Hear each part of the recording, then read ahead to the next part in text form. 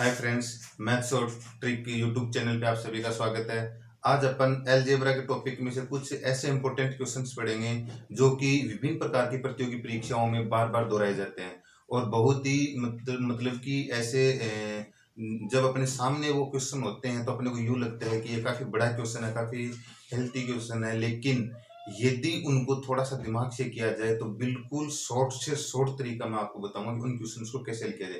प्रत्येक एग्जाम में आज मैं आपको 7 से 8 क्वेश्चन करवाऊंगा, उनमें से 2 या 3 क्वेश्चन पूछे जाते हैं। एसएससी में तो स्पेशली हर एग्जाम में 2 या 3 क्वेश्चन आएंगे, जो क्वेश्चन मैं आज आपको यहाँ पे करवाऊंगा, ठीक है। उनमें से जो क्वेश्चन हमको करने का तरीका है बिल्कुल ही एकदम जुगाड़ू तरीका, तो आप देखना कि उसको किस प्रकार से अपन सेकंडों में हल करेंगे। देखो, अपन टाइम वेस्ट ना करते हुए अपन पहला क्वेश्चन देखते हैं अपना।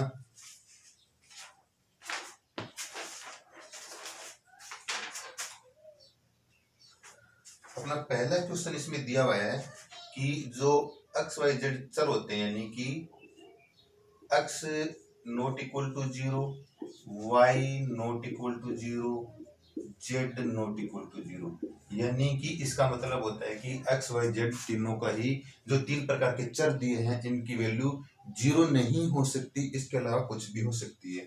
और साथ में अपने को दिया हुआ है एवं क्या दिया हुआ है इसमें, देखो 1/x² plus 1/y² plus 1/z², ठीक है। ये z² इक्वल दिया अपने को 1/xy plus 1/yz plus 1/zx दिया अपने को। आगे बात समझ में। और इनके चार ऑप्शन भी अपने को दिए हुए हैं। तो 4 ऑप्शन देखो इस प्रकार से दिए हुए हैं। पहला ऑप्शन दिया इसके अंदर x plus Y plus Z, यानी इन तीनों का योग 0 दिया हुआ है, ठीक है। दूसरा दिया हुआ है x plus Y equal Z, ठीक है। तीसरा ऑप्शन अपने को दिया है कि 1/x plus 1/y plus 1/z और इक्वल 0 दिया हुआ है, ठीक है। डी ऑप्शन अपने को जो है वो दिया हुआ है x equal Y equal Z दिया हुआ है। अब अपने से इसमें पूछा गया है कि अगर इस प्रकार से दो प्रतिबंध यानी दो संबंध अपने को दिए हुए हैं तो एक्स वाई जेड में क्या संबंध होगा, यानी कि एक्स वाई जेड आपस में किस प्रकार से संबंधित होंगे। इन चारों में से कोई एक ऑप्शन अपना आएगा। अब देखो, अपने जो क्वेश्चन है उसमें देखो थोड़ा सा दिमाग लगाने की जरूरत है। क्वेश्चन को मैं यहाँ पुनः लिख देता हूँ एक बार। जैसे क्वेश्चन दिया हुआ है कि 1/x² plus 1/y² plus 1/z², इसके साथ में दिया अपने को 1/xy plus yz plus 1/zx दिया हुआ अपने को, ठीक है। अब देखो इसके अंदर क्या है, ये अपने को दिया हुआ है। तो यहाँ पे देखो एक्स वाई वाई जेड और जेड एक्स ये मल्टीप्लाई हो रखा है। इधर देखो ये भी देखो, इन सभी में अंश क्या है, समान है, एक एक का। फर्क क्या है इसमें, देखो यहाँ पे x² है तो इधर xy है, यहाँ पे y² है तो यहाँ पे yz है, यहाँ पे z² है तो यहाँ पे zx है। तो देखो ये इक्वल कब होंगे, यदि कि ये जो यहाँ इस साइड जो लेफ्ट साइड में जो भी अपने को दिया हुआ है वो राइट साइड में हो आ जाए या हो तो क्या हो जाएगा, इक्वल हो जाएगा। तो देखो अपने पहले इस पर बात करते हैं। 1/x² है तो 1/x² ये क्या दिया हुआ 1/xy इंटू में, तो इसकी जगह x² कैसे ला सकते हैं अपन, यानी कि इसको सेम करने के लिए xy की जगह x² कब ला सकते हैं, तो x² तो तभी आएगा जब x इंटू एक्स होगा। अरे बात समझ में, x इंटू एक्स होगा तभी तो x² होगा, तभी तो ये क्या बनेगा x² बनेगा। तो 1/x² जो इसके बराबर हो जाएगा। लेकिन ये x इंटू एक्स कब होगा, जब y की जगह x लिखा जाए, y की जगह x लिखा जाए, क्योंकि x की जगह तो x पहले से ही है, y की जगह x लिखा जाए। इसका मतलब कब लिखा जा सकता है, जब y और x आपस में क्या हो, बराबर हो। जब y और x आपस में बराबर होंगे तो यहाँ पे y की जगह x रख देंगे तो 1/x² हो जाएगा। ठीक इसी प्रकार देखो सेकंड इसमें क्या दिया हुआ है, y² दिया हुआ है। तो यहाँ पे y² लाने के लिए y इंटू वाई करना पड़ेगा अपने को, और y इंटू वाई करने के लिए क्या करना पड़ेगा, जब y और z आपस में बराबर होंगे तभी तो अपन y इंटू वाई कर सकते हैं यहाँ पे। यानी कि y इंटू वाई कब करेंगे, जब z की जगह y आएगा। और z की जगह y कब लिख सकते हैं, जब ये दोनों आपस में बराबर हों। ठीक है, इसी प्रकार से देखो यहाँ पे z स्क्वायर है, तो z स्क्वायर कब आ सकता है, जब z इंटू जेड हो। और ये z तो पहले से ही है, तो इस x की जगह z कब लिख सकते हैं अपन, जब x और z आपस में क्या हो, बराबर हो। ठीक है, यानी कि सीधी सी बात यही है कि x y के बराबर, y z के बराबर, z x के बराबर, यानी कुल मिला के ये तीनों क्या हो गया आपस में, x equal y equal z। यानी कि ये तीनों ही चर राशि आपस में बराबर होंगी, तब जाके ये समीकरण आपस में क्या होंगे, दोनों आपस में क्या होंगे, बराबर। ठीक है, और ये जीरो की, इनकी वैल्यू जीरो नहीं है। जीरो क्यों नहीं हो सकती, क्योंकि यहाँ पे बट्टे में x लगा हुआ है। तो यदि जीरो इसकी वैल्यू मानते हैं तो 1/0 हो गया। तो अभी तक मैथमेटिक्स में ऐसा कोई भी समीकरण या कोई भी भिन्न नहीं बनी जिसका हर जीरो हो। ठीक है, हर जीरो कभी भी नहीं हो सकता, इसलिए इसका कोई यूज नहीं है, लेकिन ये इसके आधार पे दिया गया है। क्योंकि यदि इनकी वैल्यू जीरो लेंगे तो 1/0 हो जाती है, जो कि हर के रूप में जीरो प्राप्त होता है। तो हर के रूप में जीरो कभी भी प्राप्त नहीं होगा, ये बात आप अच्छी तरह से समझ लीजिए, नोट कर लीजिए कि हर का मान कभी जीरो नहीं होगा, इसके अलावा कुछ भी हो सकता है। ठीक है, बाकी इसका कोई खास रोल नहीं है। अपने को इसमें देखना है कि इन दोनों को बराबर कैसे कर सकते हैं। तो ये x स्क्वायर है, तो इसको x स्क्वायर बनाने के लिए क्या करेंगे, y की जगह अपन x रखेंगे, और y की जगह x तभी रख सकते हैं जब y और x इक्वल हो। ठीक है, यहाँ पे y स्क्वायर लाने के लिए z की जगह क्या लिखेंगे, y तभी लिख सकते हैं जब y और z आपस में बराबर हो। इस प्रकार से क्या है कि तीनों ही चर आपस में क्या होंगे, बराबर। तो अपना ऑप्शन कौन सा आ जाएगा इसके अंदर, ऑप्शन अपना डी आ जाएगा। ठीक है, अब देखो अपना नेक्स्ट क्वेश्चन।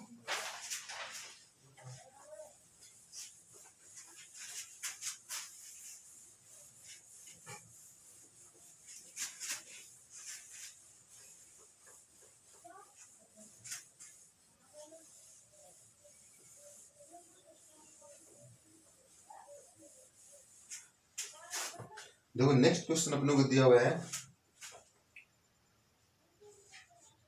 ए cube minus B cube minus C cube, और इनका इक्वल दिया हुआ जीरो। यानी कि ए बी सी कोई चर राशि है जिनके क्यूब, यानी A cube minus B cube minus C cube, इनकी वैल्यू को इस प्रकार से रखा जाए तो कितना आता है, जीरो प्राप्त होता है।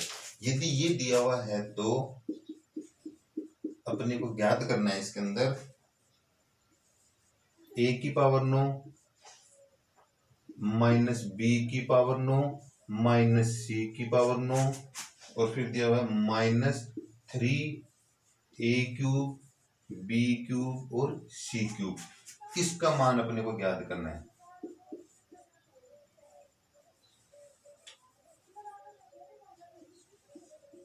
इसका मान अपने को ज्ञात करना है। तो इसके ऑप्शन के रूप में दिया हुआ अपने को ए दिया हुआ है 1, बी दिया हुआ है 2, और सी दिया हुआ है 0, और डी दिया हुआ है -1। ठीक है, यानी कि ये चार ऑप्शन दिए हुए हैं, ए बराबर ए 1 2 0 और -1। अब देखो यहाँ पे इस प्रकार के क्वेश्चन बहुत बार पूछा जाता है, बहुत रिपीट होते हैं, लेकिन देखो इनको करने का कितना ही शॉर्ट और कितना आसान तरीका है। अपने को देखो इस प्रकार से क्वेश्चन जब दिया जाता है तो अपना ध्यान सिर्फ इस पे होना चाहिए। अगर इसको अपन सही से पढ़ सके, इसको सही से समझ सके, तो आगे कुछ भी दिया हुआ हो हमेशा मान अपन ज्ञात कर सकते हैं, उसकी वैल्यू अपन ज्ञात कर सकते हैं। देखो क्या कह रहा है, A cube B cube C cube, इन तीनों को यानी ए में से बी क्यूब, ए क्यूब में से बी क्यूब और सी क्यूब को घटाते हैं तो कितना आता है, 0 आता है। तो इसको अपन क्यों नहीं यूं नहीं लिख सकते क्या इसको, कि 0 का क्यूब माइनस 0 का क्यूब माइनस 0 का क्यूब बराबर 0।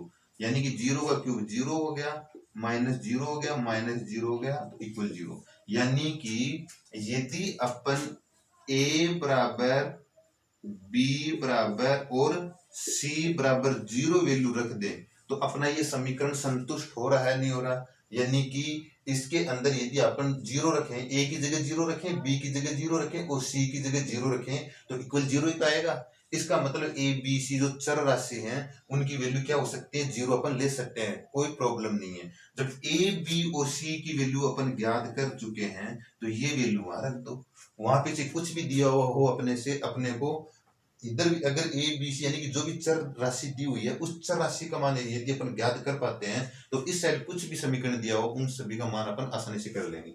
अब देखो इसमें देखो ये तीनों की वैल्यू 0 है तो यहाँ पे ए दिया हुआ है, बी दिया हुआ है, सी दिया हुआ है, ए बी सी, यानी कि इसमें 1 2 3 4 पद दिए हैं और चारों पदों में कम से कम एक चर राशि जरूर है और प्रत्येक चर राशि का मान 0, टोटल का मान 0 ही हो गया।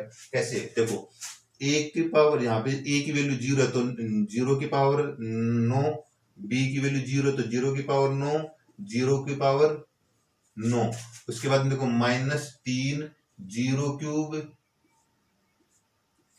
0 क्यूब और 0 क्यूब, तो ये सारे 0 ही तो हो गया। देखो 0 0 0 ये इधर गुणा 3 से गुणा करेंगे तो 0, तो इसकी वैल्यू भी कितनी आ जाएगी, इसकी वैल्यू भी क्या आ जाएगी 0, तो कौन सा ऑप्शन आ जाएगा, सी अपना ऑप्शन आ जाएगा। देखो मैं जो समझाना चाह रहा हूँ वो आप समझ पा रहे होंगे जहां तक मुझे उम्मीद है कि इस जो अपने को दिया हुआ होता है इससे अपन दिए गए चर राशि की वैल्यू अपन ज्ञात कर लेंगे और ये क्या एक्स्ट्रा सोच रखते हैं। अगर इस तरह से अपन ज्ञात कर तभी कर पाएंगे जब अपन एक एक्स्ट्रा सोच रखेंगे और एक्स्ट्रा सोच ऐसे नहीं है कि किसी किसी में ही होती है, ये हर व्यक्ति में हर स्टूडेंट में होती है। सिर्फ कब पनपती है इसका, ये कब अपन अपने माइंड में कब ये काम करने लगती है, अपने एक्स्ट्रा सोच जिसकी अपन बात कर रहे हैं, जब जितनी अपन प्रैक्टिस करेंगे उतने ही अपन इसमें पारंगत होते जाएंगे। ठीक है, तो इस प्रकार से इन क्वेश्चनों को अपन टैकल करेंगे। तो ठीक है, अब देखो अपना नेक्स्ट क्वेश्चन है,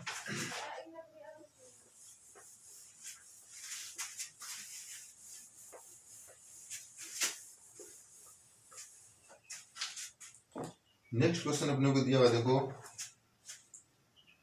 यदि a प्लस बी प्लस सी इन तीनों की वैल्यू दे दी अपने को 0। ठीक है, अब देखो यहाँ पे इस क्वेश्चन में आप समझना पीछे वाले क्वेश्चन में और इस क्वेश्चन में क्या अंतर था। ठीक है, तो आप अगर इस उस क्वेश्चन का इस क्वेश्चन का अंतर समझ गए तो आप बहुत कुछ इस तरह के क्वेश्चन आप एकदम आसानी से हल कर पाओगे। ठीक है, अगर ये इस प्रकार से दिया है तो अपने को ज्ञात करना है, ज्ञात क्या करना है, देखो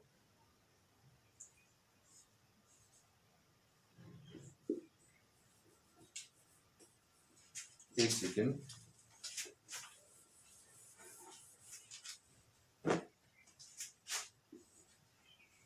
a plus B upon C, उसके बाद दिया हुआ है b upon a plus C, उसके बाद दिया हुआ है c upon a plus B.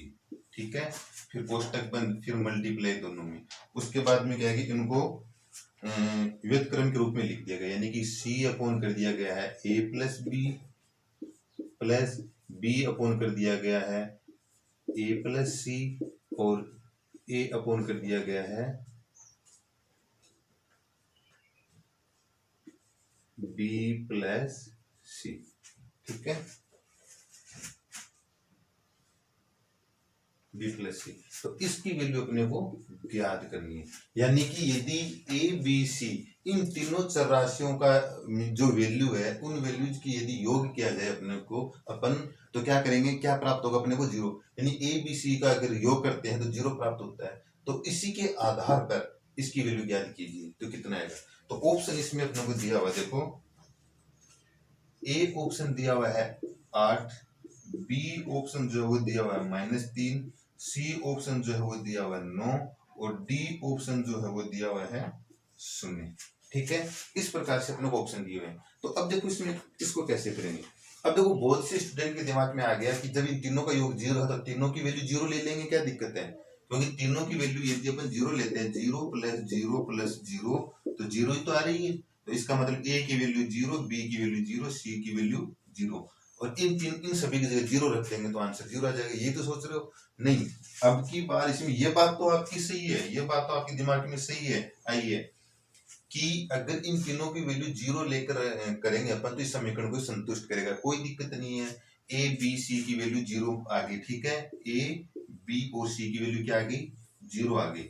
लेकिन अब देखो ये वैल्यू इसके अंदर रखते हैं, इसमें पहले वाले पद को हल करेंगे तो a प्लस बी क्या हो गया, 0 प्लस 0 और c की वैल्यू भी 0 तो क्या आ गया 0, तो ये क्या हो गया 0 प्लस 0 कितना हो गया 0 बटा 0। तो मैंने बताया था अंश तो है, अंश जो है वो तो आराम से 0 हो सकता है, कोई दिक्कत नहीं है, लेकिन हर जो होता है वो कभी भी 0 नहीं हो सकता। यदि अपन इन तीनों की वैल्यू जीरो लेते हैं तो अपने को हर के रूप में जीरो प्राप्त होता है, जो कि एक गलत है। यानी कि अभी तक ऐसी कोई भिन्न परिभाषित नहीं हुई मैथमेटिक्स में। अपन ने पढ़ा होगा परिमेय संख्याओं में P अपॉन Q जब लिखते हैं तो Q not equal to zero क्यों लिखते हैं? क्योंकि ये जो हर के रूप में कभी भी जीरो नहीं आ सकता, इसलिए। तो यहाँ पे जब अपने इन तीनों की वैल्यू जीरो अगर लेते हैं तो अपने को क्या होता है कि इनमें जीरो बट्टा जीरो, जीरो बट्टा जीरो, जीरो बट्टा जीरो ही प्राप्त होता है, इसलिए इनकी वैल्यू जीरो ना लेंगे। इनकी वैल्यू कुछ अपने दिमाग में कुछ और लेकर आओ, कुछ ऐसा सोचो, ऐसी वैल्यू सोचो कि उनका योग भी करें तो क्या हो जाए, जीरो हो जाए। तो देखो इसमें कोई ज्यादा जोर डालने वाली बात नहीं है, अपन जो चाहे वही वैल्यू ले सकते हैं इसके अंदर। अपन जो चाहे वही वैल्यू ले सकते हैं। कैसे? देखो यहाँ पे जैसे ये दिया हुआ है a plus B plus C equal to zero. A की और बी की वैल्यू आप जो चाहो वो ले सकते हो। जैसे यहाँ पे मैंने कम से कम लेंगे तो कैलकुलेशन आसान होगी। ए की वैल्यू एक ली प्लस बी की वैल्यू भी एक ले ली अपन ने, तो एक रे कितने हो गए, दो हो गए। तो अपन सी की वैल्यू क्यों ना माइनस के दो ले लें। सी की वैल्यू क्या लेंगे, माइनस के दो। तो देखो एक और एक दो हो गए और इधर ये प्लस माइनस माइनस हो जाएगा, दो में से दो जाएगा तो जीरो आ जाएगा। नहीं आई बात समझ में? यानी कि अब ये कोष्टक यदि अपन सी की वैल्यू इस तरह से लिख सकते हैं, जब कोष्टक हटेगा, जब कोष्टक हटेगा तो क्या हो जाएगा, ये बाहर माइनस यहाँ पे आ जाएगा। ठीक है, तो एक प्लस एक दो और दो माइनस दो कितना आ गया, जीरो। ऐसी बात नहीं एक एक ही, आप चाहो तो यहाँ पे चार चार ले सकते हो। चार चार आठ हो गया तो सी की वैल्यू माइनस आठ ले लेंगे। चार चार आठ हो गया, आठ माइनस आठ तो बराबर जीरो हो गया। यानी कि वैल्यू वही लेनी है जो इनके योग को जीरो कर दे। ठीक है, तो अपन इतनी बड़ी वैल्यू ना लेकर के क्या लेंगे, अपन एक प्लस एक ले लेंगे और सी की वैल्यू माइनस दो ले लेंगे। आगे बात समझ में कि अपन क्या करेंगे कि ए की वैल्यू तो एक आ गई, बी की वैल्यू एक आ गई, सी की वैल्यू माइनस दो आ गई। ये वैल्यू इसके अंदर रख देंगे, अपना आंसर आ जाएगा। ठीक है, यही अपने को इसके अंदर जुगाड़ करना है, यानी कि यही अपनी ट्रिक है। जो आज के टॉपिक में जो अपन सीखने की कोशिश कर रहे हैं वो यही सीखना है अपने को कि दिए गए प्रतिबंध को संतुष्ट कैसे करवाएं, उनकी कुछ ऐसी वैल्यू कैसे फाइंड करें कि वो उसको संतुष्ट कर सकें। तो यहाँ पे वैल्यू रख दो a प्लस ए। अब देखो इसमें ऐसे ऐसे नहीं रखेंगे, एक प्लस एक, इससे टाइम वेस्ट होता है। तो a प्लस बी यानी कि एक प्लस एक तो कितना हो गया, दो। सी की वैल्यू माइनस दो, फिर प्लस आ गया, a की वैल्यू कितनी होगी, एक। ये एक हो गया, ये माइनस दो हो गया, तो कितना आ गया, माइनस का एक। ठीक है, फिर ये माइनस का दो हो गया अपॉन में एक प्लस एक यानी कि दो हो गया। कितना हो गया, देखो दो हो गया। ठीक है, यहाँ पे ये ठीक है। अब देखो ये कोष्टक बंद कर देंगे, मल्टीप्लाई, इसमें तो सी की जगह माइनस दो, बी की ए और बी का मान एक प्लस एक यानी दो, बी की जगह कितना है एक, और ए की जगह इसका एक, इसका माइनस दो, कितना आएगा, माइनस का एक, फिर प्लस, फिर ए की जगह एक, बी की जगह एक, सी की जगह माइनस दो, तो माइनस का एक आएगा। ठीक है, इसको अपन हल कर लेंगे तो दो में दो का भाग देंगे तो एक आएगा, माइनस की संख्या तो माइनस का एक आ गया, माइनस का एक में भाग देंगे तो माइनस एक आ गया, दो में माइनस माइनस दो में दो का भाग देंगे तो माइनस एक आ गया। ठीक है, इंटू, फिर यहाँ भी माइनस एक माइनस एक माइनस एक आ रहा है, तो कितना हो गया, माइनस एक माइनस एक माइनस एक, इन टोटल कितने हो गए, माइनस के तीन, इंटू यहाँ कितने हो गए, माइनस के तीन। अब इनको मल्टीप्लाई करेंगे तो तीन तीन कितने हो गए, नौ हो गए, और माइनस माइनस मल्टीप्लाई होता है, ये माइनस लगे हुए दोनों के साथ में, तो माइनस माइनस मल्टीप्लाई होगा तो प्लस, यानी प्लस के नौ अपना आंसर आ जाएगा। तो कौन सा आंसर दिया हुआ इसके अंदर, ऑप्शन सी इसके अंदर आंसर दिया हुआ है। ठीक है, इस प्रकार से इन क्वेश्चन को अपन टैकल करेंगे। अब देखो अपन नेक्स्ट क्वेश्चन, ये एसएससी के अंदर बहुत बार पूछे गए हैं, रेलवे के अंदर भी पूछे गए हैं इनमें से तीन चार क्वेश्चन, और एसएससी की एग्जाम अगर आप देते हो कंटिन्यू तो इन क्वेश्चंस में से दो या तीन क्वेश्चन हमेशा ही पूछे जाते हैं, कोई चेंज तक नहीं होता इनमें। ठीक है, अब देखो नेक्स्ट क्वेश्चन क्या दिया हुआ है। नेक्स्ट क्वेश्चन दिया हुआ है कि a plus B plus C equal to zero. ठीक है, अगर ये दिया हुआ है तो अपने को वैल्यू ज्ञात करनी है, ए स्क्वायर अपॉन बी सी, फिर आ जाएगा बी स्क्वायर अपॉन ए सी, फिर आ जाएगा सी स्क्वायर अपॉन ए बी। इसकी वैल्यू अपने को ज्ञात करनी है। ठीक है, इसकी वैल्यू अपने को ज्ञात करनी है, और ऑप्शन अपने को दिए हुए हैं इसके अंदर, तीन, बी दिया हुआ माइनस एक, सी दिया हुआ है जीरो, और डी दिया हुआ है एक। ठीक है, ये अपने को ऑप्शन दिए हुए हैं। अब देखो इसके अंदर क्या है, अब देखो वही क्वेश्चन, ये क्वेश्चन तो वही है जो लास्ट क्वेश्चन में थे अपने, a plus B plus C equal to 0। यदि इन तीनों की वैल्यू अपन 0 लेंगे तो क्या आ जाएगा, 0 आ जाएगा, यानी तीनों की वैल्यू 0 ले सकते हैं। बट यहाँ पे जब इनकी वैल्यू अपन 0 रखेंगे, यानी कि 0 स्क्वायर 0 इंटू 0 रखेंगे तो 0/0, तो इसकी वैल्यू क्या बन जाएगी, 0/0 बन जाएगी। जब इनकी वैल्यू 0 प्लस 0 प्लस 0 इक्वल 0 करेंगे तब, इसका मतलब ये हो गया कि इनकी वैल्यू अपन 0 नहीं ले सकते। तो जो जैसा अपन ने पिछले क्वेश्चन में लिया था, किया था, वैसे ही इसके अंदर अपन करेंगे। ठीक है, तो आप कैसे भी चाहो ऐसी संख्या मान सकते हो। इसका 1 मान लेते हैं, इसका 1 मान लेते हैं, 1 1 2 हो गया, इसकी जगह -2 मान लेते हैं तो बराबर 0 हो गया। अब इनकी वैल्यू रख दो, 1 का स्क्वायर, ये a की वैल्यू है, b की, c की, तो 1 का स्क्वायर 1 हो गया। b और c को मल्टीप्लाई करेंगे, यानी b और c, देखो ये a की वैल्यू है, ये b की वैल्यू है, ये c की वैल्यू है, माइनस चिन्ह सहित। तो b और c को मल्टीप्लाई करेंगे तो 1 और 2 को मल्टीप्लाई करेंगे तो 1 माइनस के, तो माइनस का 2 आ गया। उसके बाद में b स्क्वायर का मतलब 1, a और c की वैल्यू, यानी a कितना है, a तो 1 है और c कितना है -2, तो 1 और -2 को मल्टीप्लाई करेंगे तो फिर कितना आ जाएगा, -2 आ जाएगा। ठीक है, उसके बाद में देखो सी स्क्वायर, सी की वैल्यू कितनी है, -2, तो देखो माइनस की संख्या का जब स्क्वायर करते हैं तो प्लस का ही आंसर आता है। तो 2 का स्क्वायर कितना हो जाएगा, 4, और प्लस का आंसर आ जाएगा, कितना हो जाएगा, 4। और a इंटू बी, यानी 1 इंटू 1 कितना हो गया, 1 ही हो गया। अब इनको हल करेंगे, देखो माइनस का 1/2 और माइनस का 1/2, तो 1/2 और 1/2 जब अपन ऐड करते हैं, जोड़ते हैं तो 1 बनता है। तो ये दोनों माइनस के हैं तो माइनस का 1 आ जाएगा। चाहो तो इनको एलसीएम लेके भी कर सकते हो, लेकिन अगर इतनी इतनी छोटी चीजों को अपन एलसीएम लेकर करेंगे तो फिर अपन समझ लो कि अपनी तैयारी कुछ भी नहीं है। इन चीजों को डायरेक्ट करना अपन सीखना चाहिए। ठीक है, तो ये -1 आ गया, इधर ये प्लस का 4 आ गया, तो ये तो माइनस का 1 है, ये प्लस का 4 है, तो अलग अलग चिन्ह है तो अंतर करेंगे तो अंतर कितने का आ गया, 3 का आ गया। और बड़ी संख्या प्लस की तो प्लस का ही अपना आंसर आएगा। तो अपना आंसर कितना आ जाएगा, +3, यानी कि ए ऑप्शन अपना आंसर आ जाएगा। ठीक है, इस प्रकार के इन क्वेश्चंस को अपन हल करेंगे। अब देखो इसके अंदर नेक्स्ट क्वेश्चन,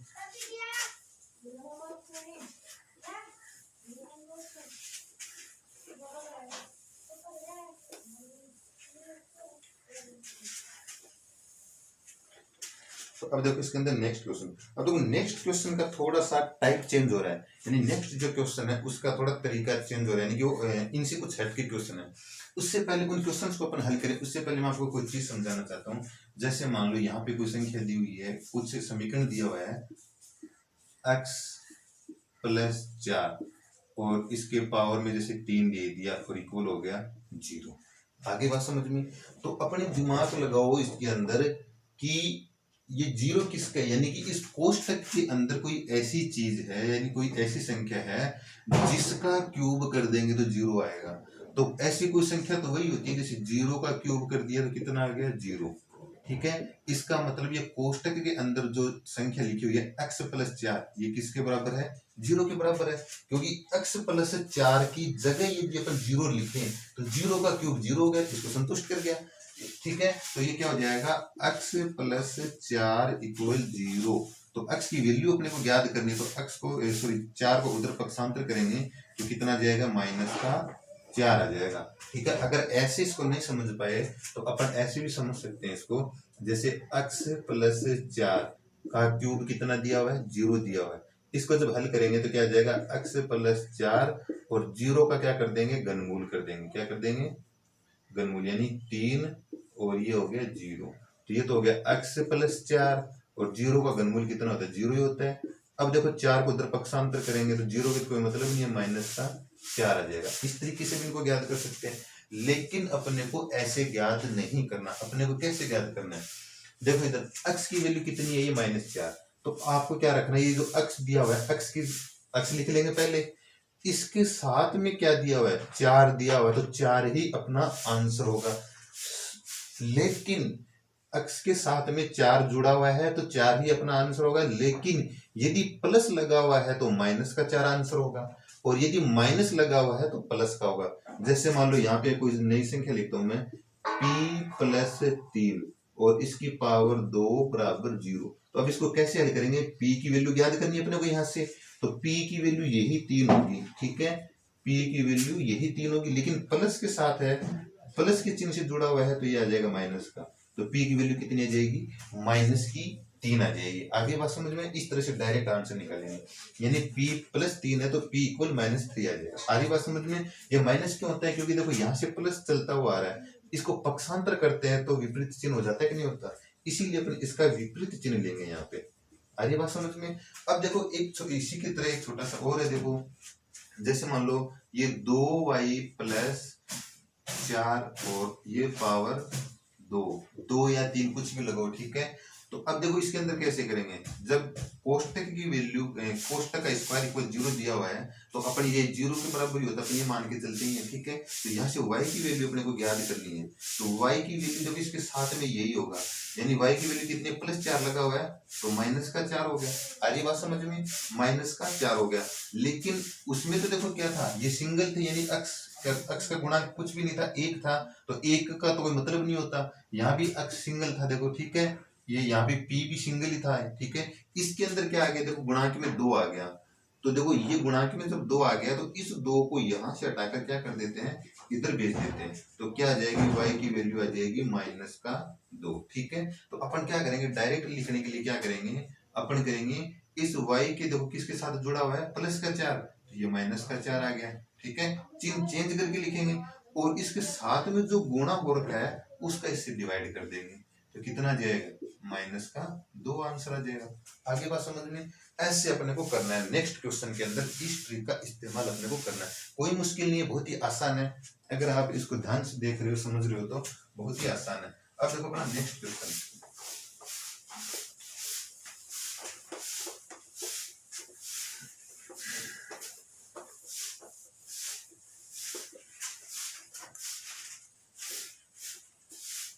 नेक्स्ट क्वेश्चन अपना दोस्तों देखो,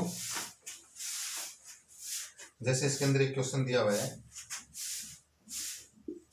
x - 3 का स्क्वायर प्लस y - 5 का स्क्वायर प्लस z - 4 का स्क्वायर और इक्वल दिया हुआ है 0।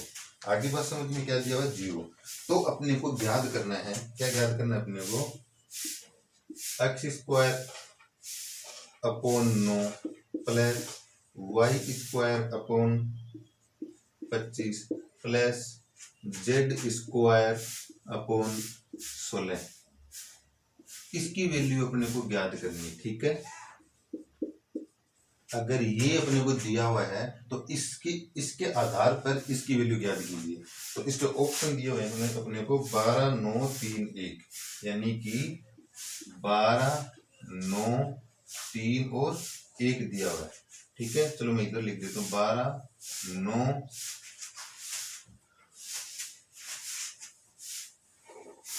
12, 9, 3, 1, ये A हो गया, ये B हो गया, ये C हो गया और ये D हो गया, ठीक है। ये अपने को ऑप्शन दिए हुए हैं। अब देखो इसके अंदर क्या करना है, तो देखो वही बात आ गई, यदि अपने पास x, y, z की वैल्यू आ जाए तो अपन इसका मान निकाल सकते हैं।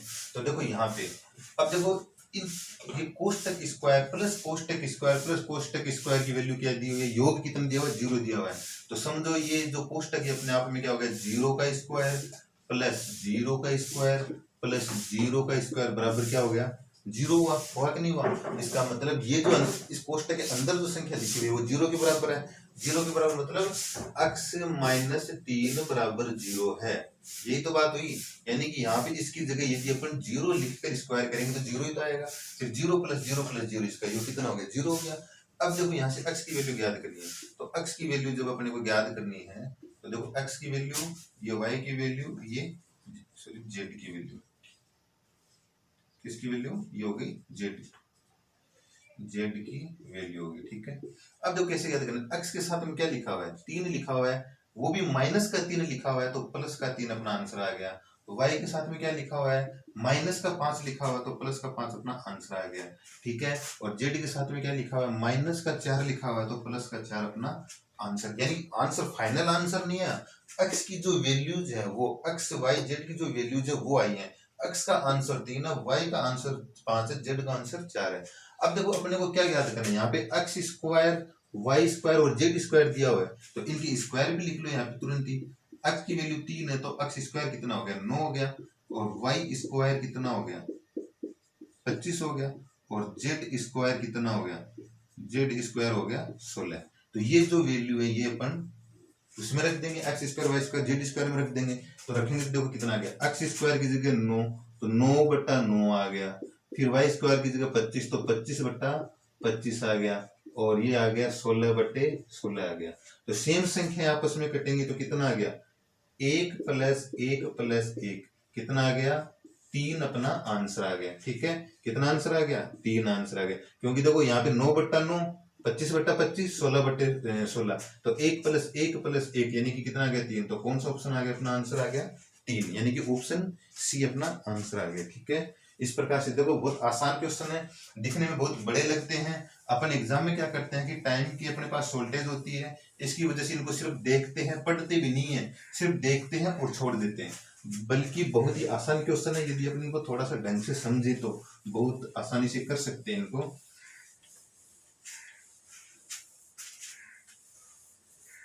अब देखो अपना जो नेक्स्ट क्वेश्चन है, नेक्स्ट क्वेश्चन है देखो 3a + 1 का होल स्क्वायर प्लस b - 1 का होल स्क्वायर प्लस 2c - 3 का होल स्क्वायर बराबर 0 दिया हुआ है। ठीक है, तो अपने को ज्ञात करना है। देखो यहां से अपने को a b c की वैल्यू ज्ञात करनी है, यहाँ इस साइड फिर अपने को कुछ भी दे अपन ज्ञात कर सकते हैं। तो देखो चाहे से इस साइड अपने से ये पूछ लिया जाए कि a + b + c की वैल्यू ज्ञात करो, तो अपन वो भी ज्ञात कर सकते हैं। लेकिन अपने क्वेश्चन में क्या दिया हुआ है, अपने को क्वेश्चन में दिया हुआ है वो भी याद कर लेंगे अपन। क्वेश्चन में अपने को दिया हुआ है कि 3a + b + 2c इसकी वैल्यू ज्ञात कीजिए, और इसकी वैल्यू इनमें से कोई एक दी हुई है, यानी कि ए ऑप्शन जो है वो दिया हुआ है अपने को 3, बी ऑप्शन है वो दिया हुआ है -1, और सी ऑप्शन है वो दिया हुआ है 2, और डी ऑप्शन है वो दिया हुआ है 5। आगे बात समझ में। तो देखो ये देने के बाद में यहाँ पर कुछ भी दे सकते हैं अपने को, तो देखो वही बात होगी, देखो ये कोष्टक का स्क्वायर प्लस कोष्टक का स्क्वायर प्लस कोष्टक का स्क्वायर इक्वल 0 दिया हुआ अपने को। ठीक है, क्या दिया हुआ है, इक्वल 0 दिया हुआ है, तो 0 + 0 + 0 बराबर 0 हो गया, नहीं हुआ। तो इसी जो कोष्टक के अंदर लिखी हुई 3a + 1 इसकी वैल्यू 0 मानेंगे, तो यहाँ से देखो अपन क्या करेंगे, ए की वैल्यू ज्ञात करेंगे, उसके बाद में बी की ज्ञात करेंगे, और उसके बाद में सी की ज्ञात करेंगे। तो ए की वैल्यू ज्ञात करेंगे, देखो यहाँ पे क्या लिखा हुआ है, प्लस का 1 लिखा हुआ है, क्या लिखा हुआ है, प्लस का 1 लिखा हुआ है, तो माइनस का 1, और ए के साथ में क्या गुणा है, 3, तो बट्टे में 3 आ गया, ये ए की वैल्यू आ गई। उसके बाद में बी के साथ देखो क्या लिखा, माइनस का 1 लिखा हुआ, तो प्लस का 1 आंसर आ गया। अब इसके गुणा में देखो यहाँ पे क्या है, गुणा में कुछ नहीं दिया, सिर्फ 1 दिया हुआ, तो 1 के बट्टे में 1 लगाएंगे तो 1 ही आएगा। ठीक है, अब यहाँ पे देखो सी के साथ क्या लिखा हुआ, क्या जुड़ा हुआ है, यानी कि माइनस से 3 लिखा हुआ है, तो ये प्लस का 3 आ गया, और गुणा के क्या 2, तो बट्टे में 2 आ गया, ये सी की वैल्यू आ गई, यानी कि ए की वैल्यू आ गई, बी की आ गई, और सी की आ गई। ठीक है, अब यदि अपने को ये ज्ञात करना है तो कैसे ज्ञात करेंगे, 3a, अब इसकी वैल्यू अपन ज्ञात कर रहे हैं, यहाँ पे देखो 3a, 3 आ गया, फिर a की जगह कितना लिखेंगे, माइनस का 1/3 लिखेंगे, उसके बाद में प्लस b की वैल्यू कितनी है, 1, तो 1 आ गया, उसके बाद में 2, और c की वैल्यू कितनी है, c की वैल्यू है 3/2 है, तो हल करेंगे तो 3 से 3 कट गया, तो यहाँ कितना रह गया, माइनस का 1, ये तो प्लस का 1 है ही, यहाँ पे 2 से 2 कट गया, तो कितना रह गया, प्लस का 3 रह गया। तो देखो ये कितना हो गया, 3 और 1 4, प्लस प्लस के 4 हो गए, और 1 माइनस का है, तो कितना आंसर आ गया, 3 अपना आंसर आ गया। चाहे इसे यूं कर लो, -1 + 1 कट गया, कितना रह गया, 3, तो कौन सा ऑप्शन आ गया, ए ऑप्शन अपना आंसर आ गया। अब देखो इसको यदि अपन इसकी वैल्यू याद करनी है अपने को, किसकी, इसकी वैल्यू यदि अपने को याद करनी है, तो इन तीनों का योग कर देंगे तो उसकी वैल्यू आ जाएगी। ठीक है, तो इस प्रकार से अपन इन क्वेश्चंस को हल कर सकते हैं। ठीक है, चाहो तो इनका योग कर लो, तो अगर योग करेंगे तो देखो यहाँ पे क्या एलसीएम आ जाएगा, इसका एलसीएम 3 आ जाएगा, तो सॉरी, और एलसीएम आ जाएगा इसका, लघुत्तम समापत्ति आ जाएगा 6। तो देखो 3 को डिवाइड करेंगे 6 में 2 बार, 2 को -1 से गुणा करेंगे तो माइनस का 2 आ गया, और ये तो यहाँ पे 6 आ जाएगा क्योंकि इसके बट्टे में 1 मान लेंगे, और फिर यहाँ पे 3 3 9 आ गए, तो कितना आ गया 9 6 15, 15 में से 2 गया, कितना हो गया 13, तो 13/6 इसका आंसर आ जाएगा। किसका? इस वाले का आंसर कितना आ जाएगा 13/6, यानी कि 6 से 2 से 1/6 इसका आंसर आ जाएगा। ठीक है, कुछ भी दे सकता है अपने को और कुछ भी अपन निकाल सकते हैं, यदि अपने यहाँ से ए बी सी की वैल्यू अपन ने फाइंड कर ली तो। ठीक है, अगर ये फाइंड करना सीख गए तो कोई मुश्किल नहीं है। ठीक है, अब देखो अपना नेक्स्ट क्वेश्चन, जो कि आज के वीडियो का अंतिम क्वेश्चन है।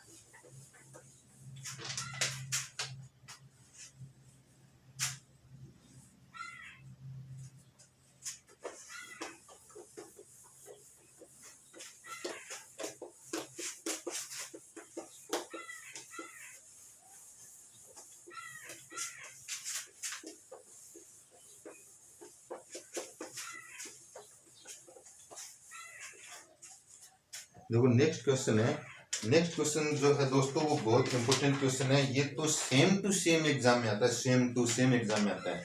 इसमें अभी तक तो कोई चेंज नहीं हुआ है, लेकिन जो अगर कुछ चेंज हो सकता है तो वो भी मैं आपको बता दूंगा कि इसमें क्या चेंज हो सकता है। तो क्वेश्चन इसमें दिया हुआ है, देखो a² + b² + c² इक्वल दिया हुआ अपने को 2a - b - c और -3, ये अपने को दिया हुआ है। अगर ऐसा है तो अपने को ज्ञात करना है तो आप ज्ञात कीजिए 4a - 3b + 5c, इसकी वैल्यू आप ज्ञात करके बताइए।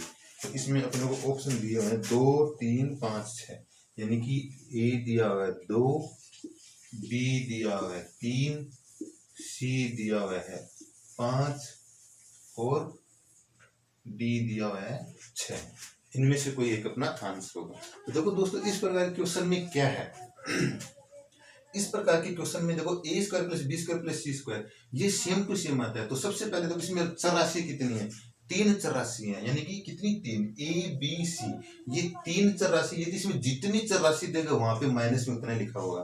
तो a b c 3 चर राशि है तो यहाँ पे माइनस में 3 होगा। यदि यहाँ पे 4 चर राशि है a b c, यदि d और होता तो यहाँ पे माइनस का 4 आ जाता है। ठीक है, ये इस तरह से वो चेंज कर सकता है। इसमें आगे बात समझ में, इस तरीके से यहाँ पे क्या कर सकता है वो चेंज कर सकता है। और क्या चेंज कर सकता है, ये 2 कंपलसरी आएगा, इसमें कभी ना तो 3 करेगा ना 2 करेगा, ये 2 100% फिक्स है, इतना ही आता है यहाँ पे। हाँ, इसमें ए बी सी की जगह वो एक्स वाई जेड भी दे सकता है, पी क्यू आर भी दे सकता है, वो तो आप समझते हो कि इनकी जगह कुछ भी लिख सकते हैं, चर राशि कोई सी भी हो सकती है। यहाँ पे जरूर थोड़ा चेंज कर सकता है, जैसे ए है तो यहाँ पे वो 2a भी दे सकता है, 3b भी दे सकता है, या फिर सी सिंगल भी दे सकता है, और कोई संख्या भी साथ में दे सकता है। इनके गुणांक में कोई भी संख्या अपने को दे सकता है। ठीक है, लेकिन जितनी चर राशि होंगी उतने ही यहाँ पे माइनस की संख्या लिखी होगी।